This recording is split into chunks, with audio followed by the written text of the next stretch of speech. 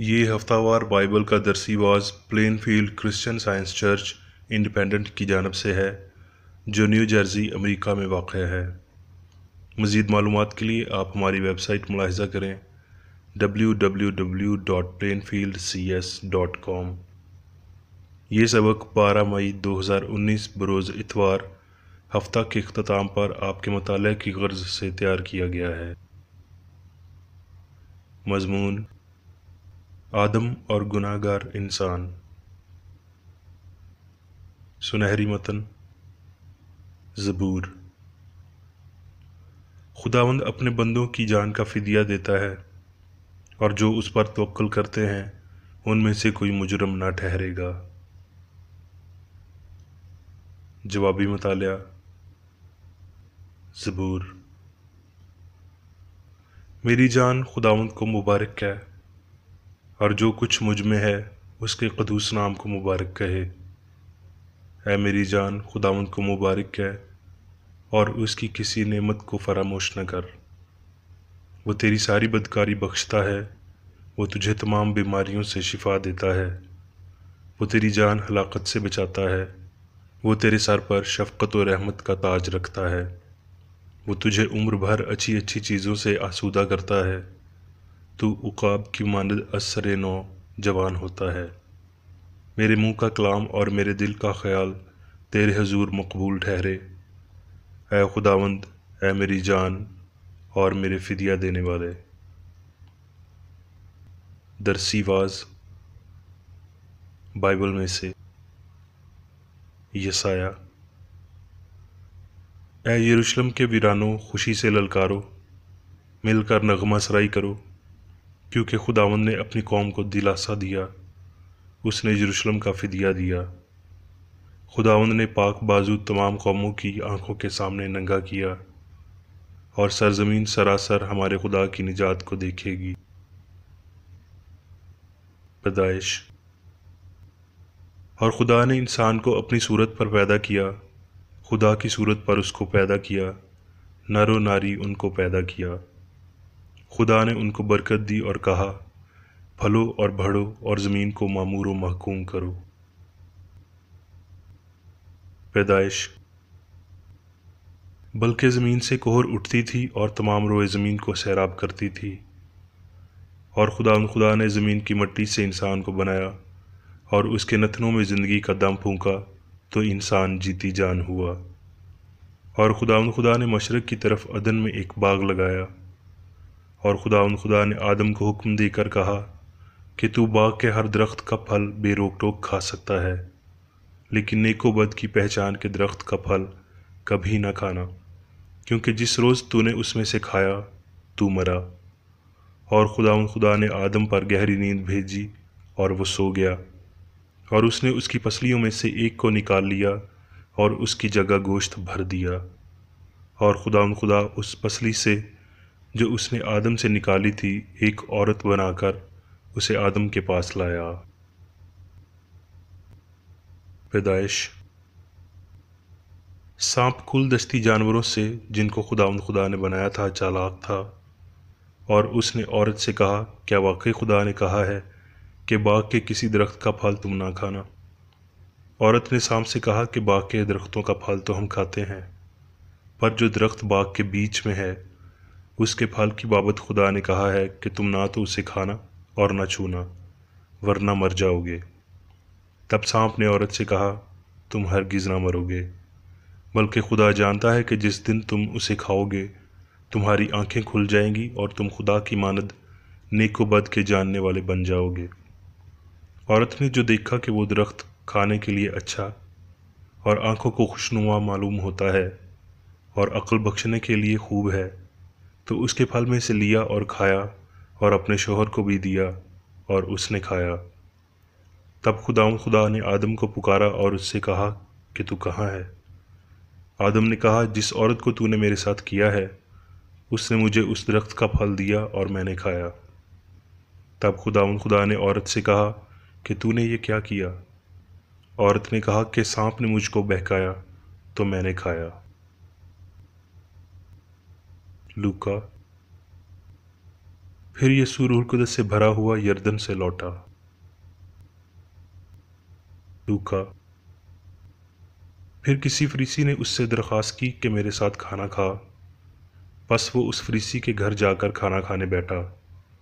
تو دیکھو ایک بدچلن عورت جو اس شہر کی تھی، یہ جان کر کہ وہ اس فریسی کے گھر میں کھانا کھانے بیٹھا ہے، سنگ مرمر کے عطر دان میں عطر لائی اور اس کے پاؤں کے پاس روتی ہوئی پیچھے کھڑی ہو کر اس کے پاؤں آنسوؤں سے بھگونے لگی اور اپنے سر کے بالوں سے ان کو پونچھا اور اس کے پاؤں بہت چومے اور ان پر عطر ڈالا۔ اس کی دعوت کرنے والا فریسی یہ دیکھ کر اپنے جی میں کہنے لگا کہ اگر یہ شخص نبی ہوتا تو جانتا کہ جو اسے چھوتی ہے وہ کون اور کیسی عورت ہے، کیونکہ وہ بد چلن ہے۔ یسوع نے جواب میں اس سے کہا، اے شمعون، مجھے تجھ سے کچھ کہنا ہے۔ اس نے کہا، اے استاد، کہہ۔ کسی ساہوکار کے 2 قرضدار تھے، ایک 500 دینار کا، دوسرا 50 کا۔ جب ان کے پاس ادا کرنے کو کچھ نہ رہا تو اس نے دونوں کو بخش دیا۔ بس ان میں سے کون اس سے زیادہ محبت رکھے گا؟ شمعون نے جواب میں اس سے کہا، میری دانست میں وہ جسے اس نے زیادہ بخشا۔ اس نے اس سے کہا، تو نے ٹھیک فیصلہ کیا۔ اور اس عورت کی طرف پھر کر اس نے شمعون سے کہا، کیا تو اس عورت کو دیکھتا ہے؟ میں تیرے گھر میں آیا، تو نے میرے پاؤں دھونے کو پانی نہ دیا، مگر اس نے میرے پاؤں آنسوؤں سے بھگو دیے اور اپنے بالوں سے پونچھے۔ تو نے مجھ کو بوسہ نہ دیا، مگر اس نے جب سے میں آیا ہوں میرے پاؤں چومنا نہ چھوڑے۔ تو نے میرے سر پر تیل نہ ڈالا، بلکہ اس نے میرے پاؤں پر عطر ڈالا ہے۔ اسی لیے میں تجھ سے کہتا ہوں کہ اس کے گناہ جو بہت تھے معاف ہوئے، کیونکہ اس نے بہت محبت کی، مگر جس کے تھوڑے گناہ معاف ہوئے وہ تھوڑی محبت کرتا ہے۔ اور اس عورت سے کہا، تیرے گناہ معاف ہوئے۔ اس پر وہ جو اس کے ساتھ کھانا کھانے بیٹھے تھے اپنے جی میں کہنے لگے، یہ کون ہے جو گناہ بھی معاف کرتا ہے؟ مگر اس نے عورت سے کہا، تیرے ایمان نے تجھے بچا لیا ہے، سلامت چلی جا۔ پطرس۔ تم جانتے ہو کہ تمہارا نکما چال چلن جو باپ دادا سے چلا آتا تھا، اس سے تمہاری خلاصی فانی چیزوں یعنی سونے چاندی کے ذریعے سے نہیں ہوئی، بلکہ ایک بے عیب اور بے داغ برے، بلکہ مسیح کے بیش قیمت خون سے۔ اس کا علم تو بنائے عالم سے پیشتر سے تھا، مگر ظہور اخیری زمانے میں تمہاری خاطر ہوا، کہ اس کے وسیلہ سے ایمان لاتے ہو، جس نے اس کو مردوں میں سے جلایا اور جلال بخشا، تاکہ تمہارا ایمان اور امید خدا پر ہو۔ کرنتھیوں۔ اور جیسے سب آدم میں مرتے ہیں، ویسے ہی سب مسیح میں زندہ کیے جائیں گے۔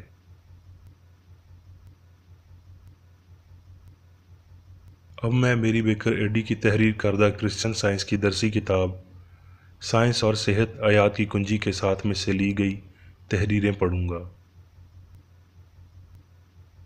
سائنس اور صحت۔ انسان لامحدود روح کا مرکب خیال، خدا کی روحانی صورت اور شبیہ، عقل کا مکمل نمائندہ کار ہے۔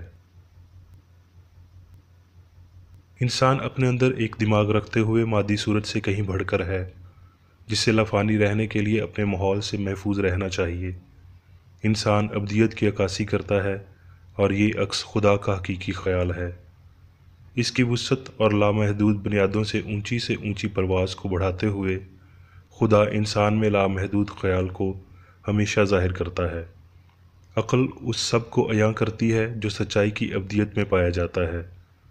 ہم حقیقی الہی صورت اور شبیہ سے متعلق اتنا نہیں جانتے جتنا ہم خدا سے متعلق جانتے ہیں۔ لامحدود اصول کی عکاسی لامحدود خیال اور روحانی انفرادیت کے وسیلہ ہوتی ہے، لیکن وہ مادہ جو نام نہاد حواس ہیں، انہیں یا اصل یا اس کے خیال سے بالکل آگاہی نہیں ہے۔ انسانی قابلیتیں اس تناسب سے بڑھائی یا کامل کی جاتی ہیں جس سے انسان خدا اور انسان سے متعلق حقیقی نظریہ حاصل کرتا ہے۔ روحانی طور پر سمجھتے ہوئے پیدائش کی کتاب خدا کی غلط صورت کی تاریخ ہے جسے گناہ گار بشر کا نام دیا گیا ہے۔ صحیح موازنہ کیا جائے تو ہستی کی یہ گمراہی خدا کے موضوع عکس اور انسان کی روحانی اصلیت کو بیان کرتی ہے، جیسا کہ پیدائش کے پہلے باب میں پیش کیا گیا ہے۔ پرانی کلام سے متعلق تصویروں میں ہم ایک سانپ کو پہچان کے درخت کے گرد مرغولہ دار لپٹا ہوا اور آدم اور ہوا سے باتیں کرتا ہوا دیکھتے ہیں۔ یہ سانپ کو ہمارے پہلے والدین کے ساتھ نیکی اور بدی سے متعلق بتاتے ہوئے پیش کرتا ہے، جو روح کی بجائے مادے یا بدی سے حاصل ہونے والا علم ہے۔ ترسیمی اعتبار سے یہ تصویر اب بھی بہت موزوں ہے، کیونکہ فانی انسان خدا کی نقل اتارنے والا آدم کا عام نظریہ انسانی علم یا نفس کا ایک نتیجہ ہے، جو مادی حس کی محض ایک شاخ ہے۔ علم کا ممنوع پھل، جس کے خلاف حکمت انسان کو خبردار کرتی ہے، غلطی کی شہادت ہے، جو موت کے رحم و کرم پر اپنا وجود ظاہر کرتی ہے اور نیکی اور بدی کو گھل مل جانے کے قابل بناتی ہے۔ اس نیک و بد کے پہچان کے درخت سے متعلق کلام کی یہ اہمیت ہے، جس کے بارے میں یہ کہا گیا ہے، جس روز تو نے اس میں سے کھایا تو مرا۔ انسانی مفروضات پہلے بیماری، گناہ اور موت کی حقیقت کو سمجھتے ہیں اور پھر ان بدیوں کی ضرورت کو ان کی تسلیم شدہ اصلیت کے باعث سمجھتے ہیں۔ یہ انسانی فیصلے تمام تر اختلافات کو بہم پہنچانے والے ہیں۔ خدا کا انسان، جسے روحانی طور پر خلق کیا گیا ہے، مادی یا فانی نہیں ہے۔ تمام تر انسانی اختلافات کی ولدیت آدم کا خواب تھا، گہری نیند جس میں زندگی اور اس ذہانت کا بھرم پیدا ہوا جو مادے سے اخذ ہوا اور گزرا۔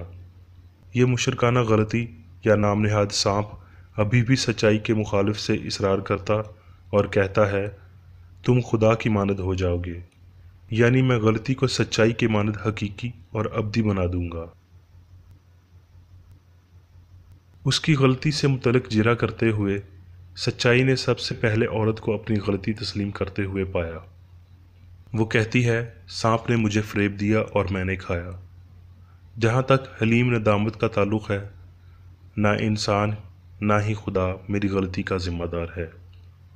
وہ پہلے ہی سمجھ چکی تھی کہ جسمانی حص سانپ تھا، لہٰذا انسان کی مادی اصلیت پر یقین کو سب سے پہلے وہی ترک کرنے والی اور روحانی تخلیق کو سمجھنے والی تھی۔ اس نے بعد ازیں عورت کو یسوع کی ماں بننے، قبر سے جھوٹنے والے نجات دہندہ کو دیکھنے کے قابل بنایا، جو جلد ہی خدا کی تخلیق کا نہ مرنے والا انسان بن کر ظاہر ہونے کو تھا۔ اسی نے عورت کو اس کلام کی سچائی کے ساتھ تشریح کرنے کے قابل بنایا، جو انسان کی روحانی اصلیت کو ظاہر کرتی ہے۔ جو کچھ بھی انسان کے گناہ یا خدا کے مخالف یا خدا کی غیر موجودگی کی طرف اشارہ کرتا ہے، وہ آدم کا خواب ہے، جو نہ ہی عقل ہے اور نہ ہی انسان ہے، کیونکہ یہ باپ کا اکلوتا نہیں ہے۔ تقلیب کا اصول غلطی میں سے اس کی مخالف یعنی سچائی کا نتیجہ نکالتا ہے، لیکن سچائی وہ روشنی ہے جو غلطی کا خاتمہ کرتی ہے۔ جب انسان روح کو سمجھنا شروع کرتے ہیں، وہ اس یقین کو ترک کر دیتے ہیں کہ خدا سے الگ کوئی سچی وجودیت پائی جاتی ہے۔ الہی عقل جس نے انسان کو بنایا، خود کی صورت اور شبیہ کو قائم رکھتی ہے۔ انسانی عقل خدا کی مخالف ہے اور اسے ملتوی ہونا چاہیے، جیسا کہ مقدس پولس واضح کرتا ہے۔ وہ سب جو در حقیقت موجود ہے، وہ الہی عقل اور اس کا خیال ہے، اور اس عقل میں تمام ہستی ہم آہنگ اور ابدی پائی جاتی ہے۔ سیدھا اور تنگ راستہ اس حقیقت کو دیکھنا اور تسلیم کرنا، اس طاقت کو ماننا اور سچائی کی رہنمائی پر چلنا ہے۔ الہی سائنس میں انسان خدا کی حقیقی شبیہ ہے۔ الہی فطرت کو یسوع مسیح کو بہترین طریقے سے بیان کیا گیا ہے، جس نے انسانوں پر خدا کی مناسب تر عکاسی ظاہر کی اور کمزور سوچ کے نمونے کی سوچ سے بڑی معیار زندگی فراہم کی، یعنی ایسی سوچ جو انسان کے گرنے، بیماری، گناہ کرنے اور مرنے کو ظاہر کرتی ہے۔ سائنسی ہستی اور الہی شفا کی مسیح جیسی سمجھ میں کامل اصول اور خیال، کامل خدا اور کامل انسان بطور سوچ اور اظہار کی بنیاد شامل ہوتے ہیں۔ اگر انسان کبھی کامل تھا لیکن اب اپنی کاملیت کھو بیٹھا ہے، تو پھر بشر خدا کی شبیہ کا عکس اپنے اندر کبھی نہ رکھتے۔ खोई हुई शबी कोई शबी नहीं है। इलाही अक्स में हकीकी मुशाबहत खो नहीं सकती। इसे समझते हुए यीशु ने कहा, बस चाहिए कि तुम कामल हो जैसा तुम्हारा आसमानी बाप कामल है। पहले से आखिरी तक अक्ल और मादे की फर्जी बकाए बाहमी और अच्छाई और बदी की आमेज़श सांप के फ़लसफ़े का नतीजा है। यीशु के मज़ाहिर अनाज के दानों से भूसे को छांटते हैं और अच्छाई की हकीकत और इत्तेहाद को, गैर हकीकत को, बदी के अदम को आश्कार करते हैं। मादियत के रूहानी मुखालिफ की फरासत के वसीला, हत्ता के मसीह सच्चाई के वसीला, इंसान बहिश्त के दरवाज़ों को इलाही साइंस की चाबियों से दोबारा खोलेगा, जिनसे मुतल्लिक इंसान समझता है कि वो बंद हो चुके हैं, और ख़ुद को बेगुनाह, रास्त, पाक और आज़ाद पाएगा।